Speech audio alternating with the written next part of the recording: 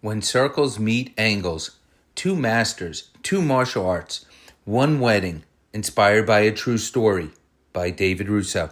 Two martial arts families have come together for a wedding. On the groom's side stands a grandmaster of kung fu, surrounded by students trained in flowing movements, circular defenses, animal-inspired techniques, and the philosophy of redirecting force. On the other side stands a Grandmaster of Filipino Kali, whose students understand angles, weapons, rapid combinations, and the principle that a stick is merely an extension of the hand. They are introduced politely. Master, master. But beneath the respect is curiosity. One sees combat through circles, the other sees it through angles. And when the wedding reception unexpectedly divides, suits and dresses give way to martial arts uniforms hidden underneath. Students choose their sides.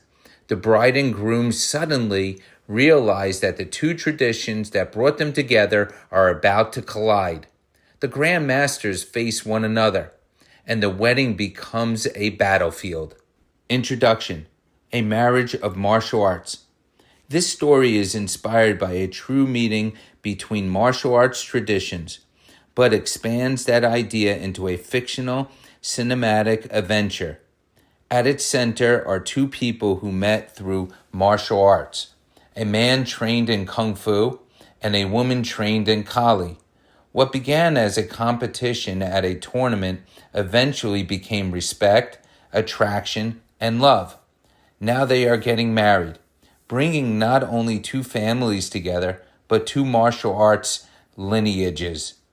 Kung Fu and Filipino Kali may look dramatically different, yet beneath their outward forms they share something deeper.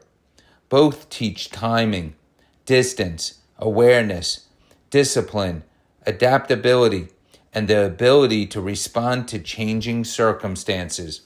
One may emphasize circular movement while the other reveals combat through angles and lines. Their methods differ, but both attempt to answer the same ancient question: how can a human being move intelligently through conflict? Their wedding becomes the ultimate metaphor for the question: what happens when two systems meet? Must one defeat the other? Or can each reveal something the other was missing? Chapter 1. The Tournament Where It Began. Years before the wedding, the future bride and groom meet at a martial arts tournament. He represents his kung fu school. She represents her Kali school. Their first connection is not romantic. It is competitive. The kung fu practitioner is fascinated by the Kali fighter's ability to move through different angles with remarkable speed. She notices how difficult it is to predict his circular footwork and flowing transitions.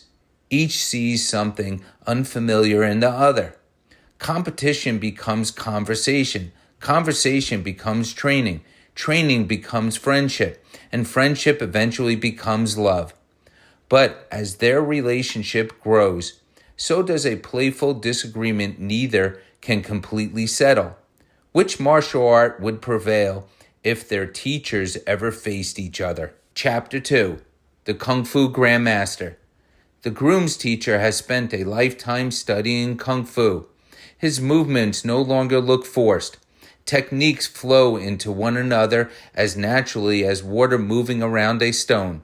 His students learn circular defenses, redirection, footwork, striking, and techniques inspired by the movements and qualities traditionally associated with animals. Rather than viewing every attack as something to meet directly, they learn to change position, create openings, and turn an opponent's momentum against them. The Grandmaster teaches that the circle has no obvious beginning or ending. Movement continues. Defense becomes offense. Offense can become defense. To his students, the circle represents more than fighting. It represents adaptability. Chapter 3. The Kali Grandmaster. Across the martial arts world stands another teacher whose movements follow a different geometry. The Kali Grandmaster teaches his students to recognize attacks through angles. His school trains a 12-angle system of offense and defensive movements. Students practice with sticks, but quickly discover an important principle. The weapon is an extension of the body. Remove the stick, and many of the underlying movements, angles, timing, concepts, and defensive principles remain applicable to empty hand training. Where the Kung Fu students see circles, Kali students see lines, entries, exits, ranges, and angles. Their Grandmaster teaches them that understanding where an attack travels may be more important than memorizing what the attack is called. Chapter 4. The Wedding of Two Fighting Families. Wedding day arrives. At first, everything appears ordinary. Guests arrive dressed elegantly. Music plays. Families embrace. Photographs are taken. The bride and groom stand between the two Grandmasters who helped shape their lives. But there is something unusual about the guest list. Many of the people wearing suits, gowns, and formal dresses are martial artists. Beneath jackets and formal clothing, some have parts of their training uniforms concealed underneath. The bride laughs about it. The groom jokes that their reception may be the only wedding where half the guests instinctively analyze the exits, distances, and footwork of everyone entering the room. Neither realizes how important that observation is about to become. Chapter 5. Master Meet Master. The bride and groom finally introduce their teachers. The Kung Fu Grandmaster extends his hand. Master. The Kali Grandmaster accepts it. Master. Their words are respectful, but their eyes reveal something else. Recognition. Each immediately notices how the other stands, moves, observes, and controls distance. Before either demonstrates a single technique, each knows he is standing before someone who has devoted decades to his art. Then comes the inevitable conversation. Circles, says one. Angles, answers the other. The bride and groom exchange worried looks. Chapter 6. When the reception divides. A friendly demonstration begins innocently. The Grandmasters show how their systems might respond to the same attack. The Kung Fu teacher demonstrates circular movement and redirection. The Kali teacher demonstrates an angular response. The demonstrations become faster. Students gather around. Someone cheers for Kung Fu. Someone answers for Kali. Soon the reception seems to divide down the middle. Groom's side and bride's side. Circles and angles. Kung Fu and Kali. Then jackets come off. Formal clothes conceal martial arts uniforms. The bride stares at the groom. You knew about this? He looks at her. I thought you knew about this. Chapter 7. The 12 angles come alive. The Kali students move first. Their training reveals a system built around recognizing lines of attack rather than simply collecting isolated techniques. Their movements shift from one angle to another, creating combinations that appear almost mathematical.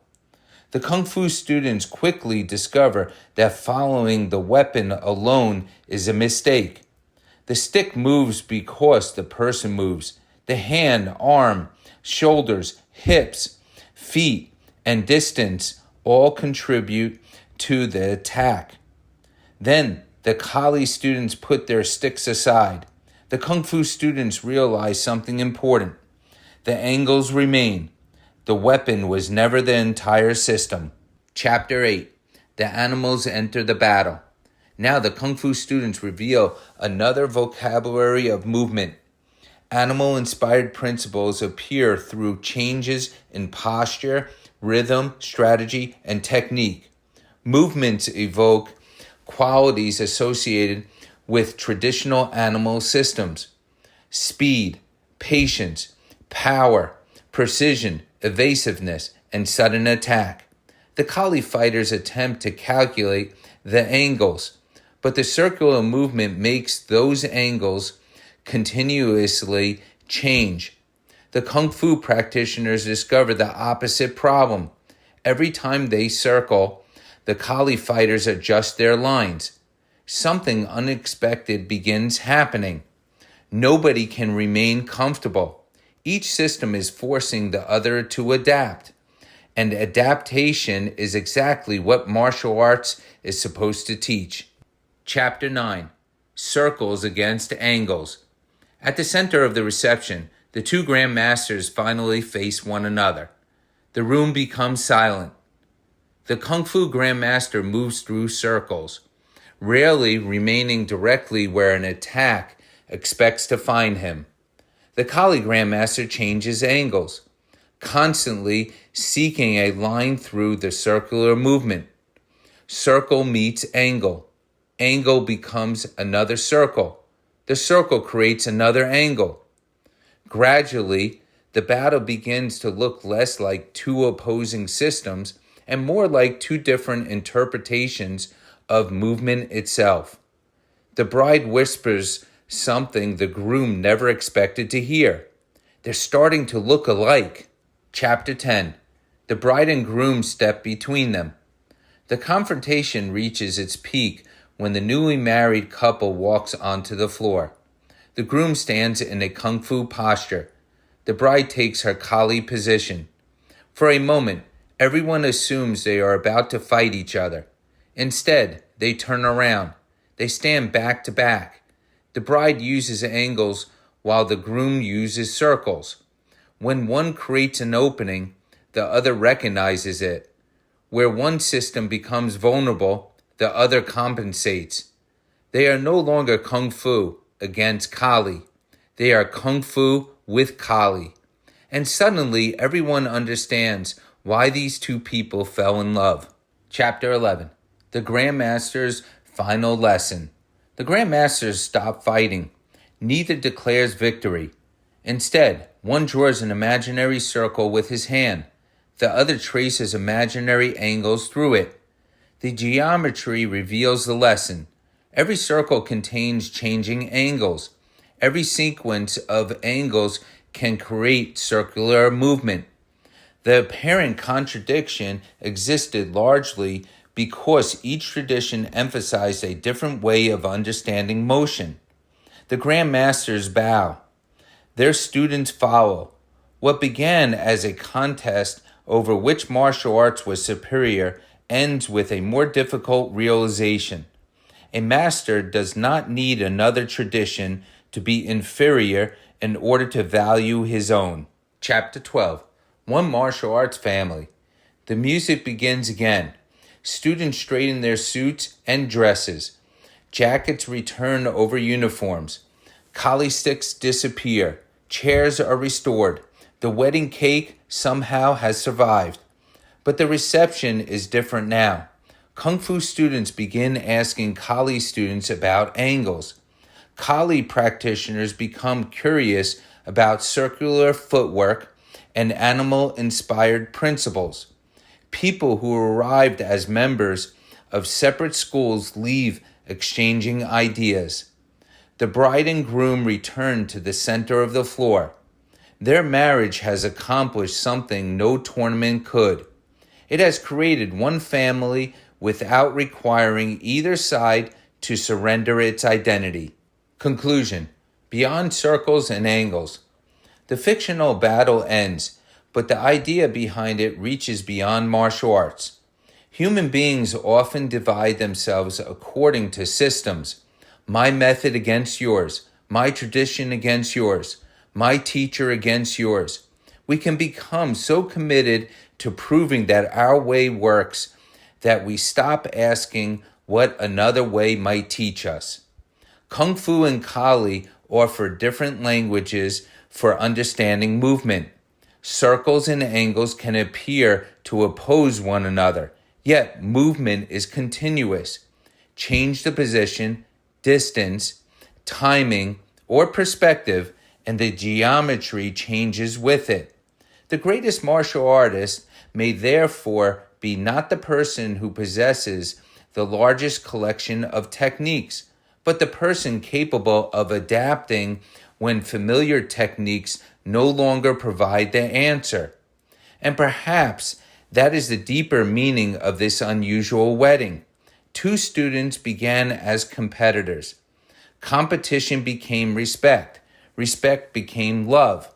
Their teachers arrived representing different traditions and discovered common principles beneath them. Two martial arts families entered the wedding from opposite sides of the aisle.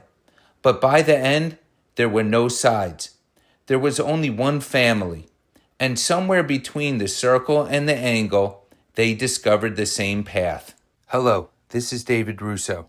I was actually at the wedding when the two Grandmasters were introduced to each other.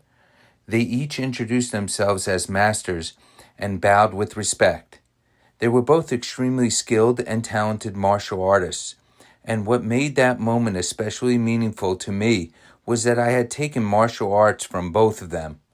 Seeing these two Grandmasters from two different martial arts traditions meet that day is something that stayed with me and ultimately became the inspiration for when circles meet angles.